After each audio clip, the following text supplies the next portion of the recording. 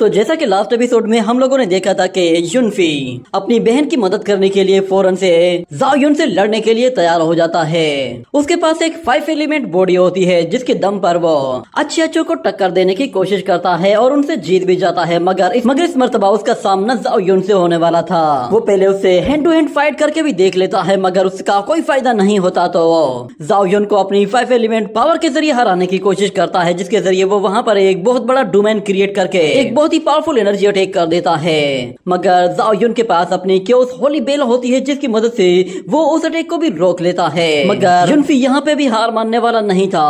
वो अपने अटैक को और भी बहुत ज्यादा बढ़ा देता है और अपनी पूरी ताकत के साथ उस पर हमला करता है। और फिर जाओ युन कहता है कि जब तक मैं यहाँ पे मौजूद हूँ तुम मेरा कुछ भी नहीं बिगाड़ सकते। ये कहने के साथ वो एक जोरदार पंच दे मारता है, जिसके साथ ही हम देखते हैं कि वो अटैक तो डिस्ट्रॉय हो जाता है मगर उसके साथ साथ युनफी भी बहुत ही बुरी तरह से इंजर्ड हो जाता है। और इस तरफ जाओ युन कहता है कि मैं तुम्हें पहले तो आजमाना चाहता था, मुझे लगा था कि शायद 5 एलिमेंट डिवाइन बॉडी में कोई तो खास बात होगी। जाओ युन ने उसकी ऐसी हालत कर दी थी कि वो बेचारा मरने पर आ गया था।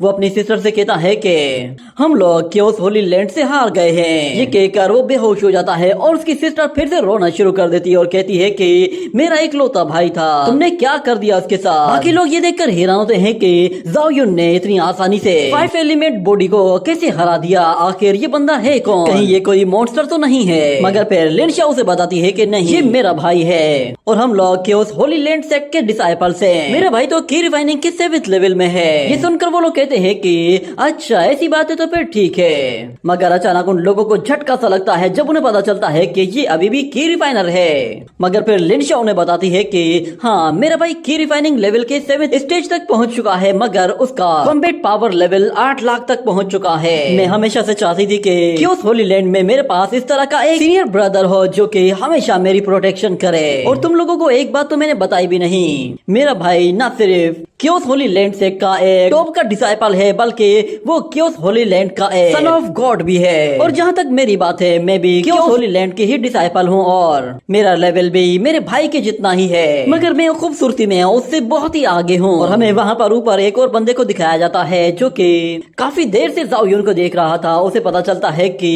इसका नाम जाओ युन है। ये काफी इंटरेस्टिंग है। और दूसरी तरफ वहाँ पे खड़े हुए लोग उसकी तारीफों पर तारीफें किए जा रहे होते हैं, जिस पर जाओ युन भी काफी खुश होता है और कहता है कि अच्छा ठीक है बस बहुत हो गया, वैसे भी हमें अब आगे की तरफ जाना है तो तुम लोगों से फिर कभी मुलाकात होगी। ये कहने के साथ ही हमें दिखाया जाता है कि वो दोनों एक बहुत ही पावरफुल टेलीपोर्टेशन एनर्जी के जरिए वहाँ से दूर चले जाते हैं। और अगले सीन में हमें दिखाया जाता है कि जाओ युन एक और जगह पहुंच चुका होता है और वहाँ पे वो अपनी जूनियर सिस्टर को तलाश कर रहा था, शायद वो कहीं खो गई थी। जाओ युन उसे आवाज देता है मगर उसका कोई भी जवाब नहीं आ रहा था, जिस पर वो भी कहता है कि ये बेवकूफ लड़की पता नहीं कहाँ चली गई। मगर अचानक उसे अपनी सिस्टर के चिल्लाने की आवाज सुनाई देती है तो वो भागते हुए पीछे आता है और कहता है कि तुम कहाँ हो, मुझे कहीं दिखाई नहीं दे रही। मगर उसे फिर से आवाज सुनाई देती है तो वो ऊपर की तरफ देखता है, वहाँ पर एक छोटा सा प्लांट होता है जिसने शाओलिन को अपने मुंह में दबोचा हुआ होता है। ये देखते ही जाओ युन कहता है कि इस प्लांट की इतनी हिम्मत, इसने मेरी सिस्टर को खाने की कोशिश की।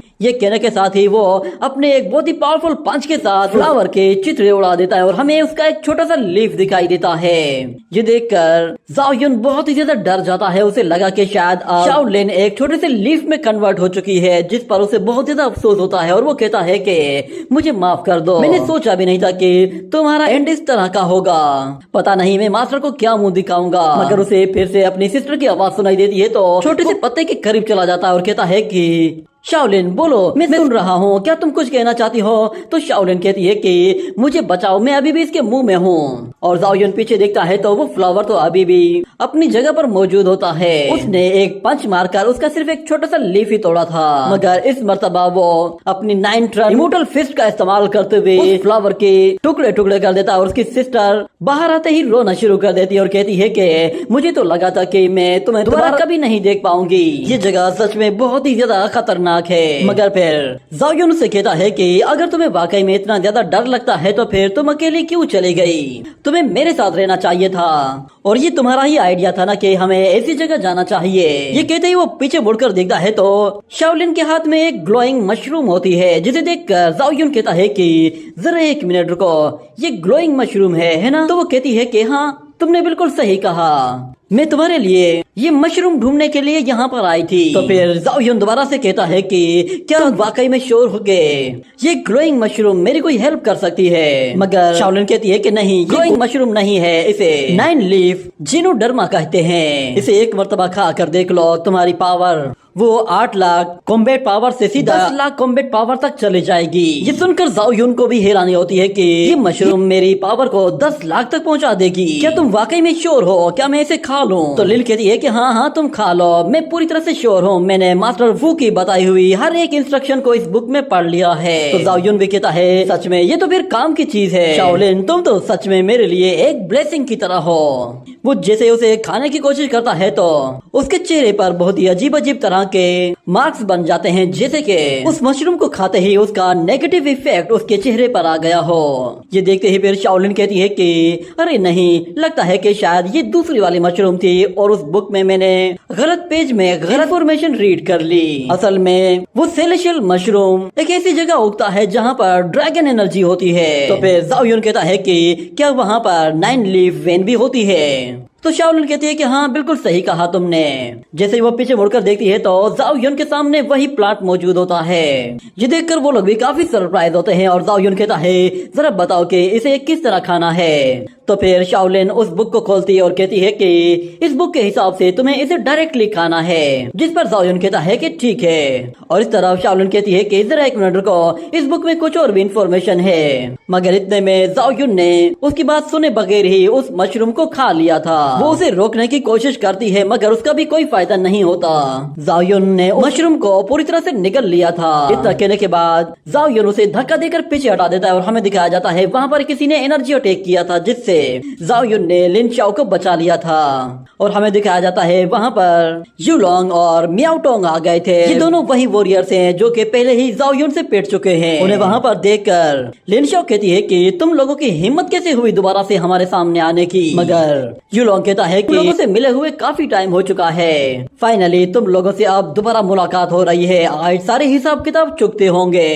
मगर जाओ यून कहता है कि लगता है कि ये लोग लास्ट टाइम वाली मार को अभी भी भूल गए हैं, इन्हें दोबारा सबक सिखाना पड़ेगा। ये सुनते ही वो लोग गुस्से में आकर कहते हैं कि जाओ यून ज्यादा अकड़ने की जरूरत नहीं है, इस वक्त तुम हमारी टेरिटरी में हो और आज तुम्हें यहाँ से जिंदा जाने देने वाले हम भी नहीं, चाहे कुछ भी हो जाए। लास्ट टाइम का बदला तो यहाँ पर हम लेकर रहेंगे। जिस पर उसकी सिस्टर कहती है कि चलो बकवास बंद करो और जल्दी से इसका खात्मा करते हैं। ये कहने के बाद वो दोनों ही अपनी पावर्स को एक्टिवेट करते हुए उससे लड़ने के लिए तैयार हो जाते हैं। मगर जाओ यून हंसते हुए कहता है कि तुम लोग बिल्कुल सही टाइम पे आए हो। ये कहते ही वो फौरन से अपनी सोर्ड निकाल लेता है और कहता है कि मुझे भी अपनी इस सोर्ड को ट्राई करना था। उस सोर्ड को देखकर वो लोग तो बिल्कुल हिल से गए थे क्योंकि वो सोर्ड तो ब्लैक मिलेनियम आयरन की बनी हुई थी। और इस तरह पे लिन शाओ उन्हें बताती है कि ये एक एंशिएंट मिलेनियम सोर्ड है। शायद तुम लोग इसके बारे में नहीं जानते मगर इस सोर्ड की स्ट्रेंथ 3,60,000 है। और इस तरफ जाओ यून कहता है कि ये सोर्ड तो मुझे मेरे मास्टर ने दी है और ये सोर्ड मुझे यहीं पे ही तुम्हारे ही सेक्ट में मिली है। अब बताओ कि मैं तुम लोगों का क्या करूं? और दूसरी तरफ वो लड़की अपने भाई से कहती है कि हमें क्या करना चाहिए। तो वो लड़का कहता है कि तुम इसे कुछ देर के लिए होल्ड करो, मैं यहाँ से पहली फुर्सत में ही भागकर जान बचाता हूँ। ये कहते ही वो अपनी सिस्टर को छोड़कर वहाँ से 9-11 हो जाता है। और इस तरफ जाओ यून कहता है कि अच्छा ठीक है, तो फिर तुम अकेली आओगी तो फिर मरने के लिए तैयार हो जाओ। ये कहते ही वो अपनी सोर्ड को जैसे ही चार्ज करते हुए ऊपर उठाता है तो अचानक वो सोर्ड उसके हाथों से गिर जाती है। जिस पर जाओ यून भी हैरान हो जाता है। वो उस सोर्ड को दोबारा उठाने की कोशिश करता है तो वो उसे दोबारा नहीं उठा पाता। ये देखकर वो भी काफी हैरान होता है कि आखिर ये हो क्या रहा है। तो फिर लिन शाओ से बताती है कि तुमने अभी अभी जो मशरूम खाई थी वो असल में नाइट हेवन जिनोडर्मा थी, जिसकी वजह से तुम्हारी स्ट्रेंथ थोड़ी सी कम हो गई है। अब तुम 2 दिन तक इसी तरह ही रहोगे। और इस तरह फिर युलोंग भी वापस आ जाता है और वो हंसते हुए कहता है कि मुझे लगा ही था कि तुम इस सोर्ड के लायक हो ही नहीं। तुम्हारे मास्टर ने तुम्हें ये सोर्ड दे दी है मगर इसका मतलब ये नहीं है कि तुम इसे यूज भी कर पाओगे। मगर शाओलिन कहती है कि तुम लोग अपनी बकवास बंद करो। मगर जाओ यून उन्हें कहता है चलो फिर सोर्ड ना सही, हैंड टू हैंड फाइट में तो मैं तुम्हें याद दिला दूंगा। तो ये सुनते ही यू लॉन्ग भी गुस्से में आकर उस पर हमला करने के लिए जाता है, मगर जाओ यून उसके अटैक को फौरन से अपने पंच के जरिए रोक लेता है। और दूसरी तरफ वो लड़की अपनी सोट जाओ यून की तरफ थ्रो करती है तो जाओ यून उसे एक जोर से लात मारकर हवा में ऊपर उछाल देता है और यू लॉन्ग पर एक जोरदार पंच दे मारता है, जिससे वो वहाँ से दूर जा गिरता है। और इस तरफ म्याओ टोंग वो जैसे ही ऊपर से हमला करने के लिए आती है तो उसका वो भाई उससे मना करता है कि उस पर अकेले से जाकर हमला मत करो, मगर वो जैसे ही हमला करती है तो जाओ यून उसे भी उठाकर दूर फेंक देता है और यू लॉन्ग उसे कैच करते हुए उसे इंजरी से बचा लेता है। इतने में जाओ यून उनके बिल्कुल ऊपर आ गया था और वो अपनी 9 रन इमोर्टल फिस्ट के जरिए उनका काम तमाम करने वाला था, मगर अचानक से एक एनर्जी अटैक उसके करीब आ जाता है, जिसकी वजह से वो फौरन से वहाँ से पीछे हट जाता है और कहता है कि कौन है वहाँ पर, किसने मुझ पे हमला किया। और हमें दिखाया जाता है वहाँ पर यू लॉन्ग और म्याओ टोंग का एक सीनियर ब्रदर आ गया था, जो कि आते साथ ही जाओ यून से कहता है कि तुम्हारी मूवमेंट वो काफी क्विक है, मगर तुमने सोचा भी कैसे कि तुम मेरे जूनियर्स की जान लोगे। अपने सीनियर को देखकर वो लोग कहते हैं कि ब्रदर जुओ, अच्छा हुआ कि आप आ गए। ये लड़का यहाँ पर कुछ ज्यादा ही स्मार्ट बनने की कोशिश कर रहा है, मगर ब्रदर जुओ उन्हें चुप होने के लिए कहता है तो दूसरी तरफ म्याओ टोंग बोल पड़ती है और कहती है कि सीनियर, हमने इन दोनों को अपने जाल में फंसा लिया है। ये सुनकर फिर सीनियर कहता है कि अच्छा, तो फिर तुम लोगों ने इन्हें मारा क्यों नहीं, ये अभी भी तुम्हारे सामने क्यों है। तो वो लड़की उसे बताती है कि ब्रदर, हमने सोचा नहीं था कि इन लोगों ने अपनी कल्टीवेशन को इतना ज्यादा अपग्रेड कर लिया होगा, मगर क्योंकि अब आप यहाँ पर आ चुके हैं तो आप इन्हें अच्छा सबक सिखा सकते हैं और आपको अगर हमारी हेल्प चाहिए तो हम भी हेल्प करेंगे।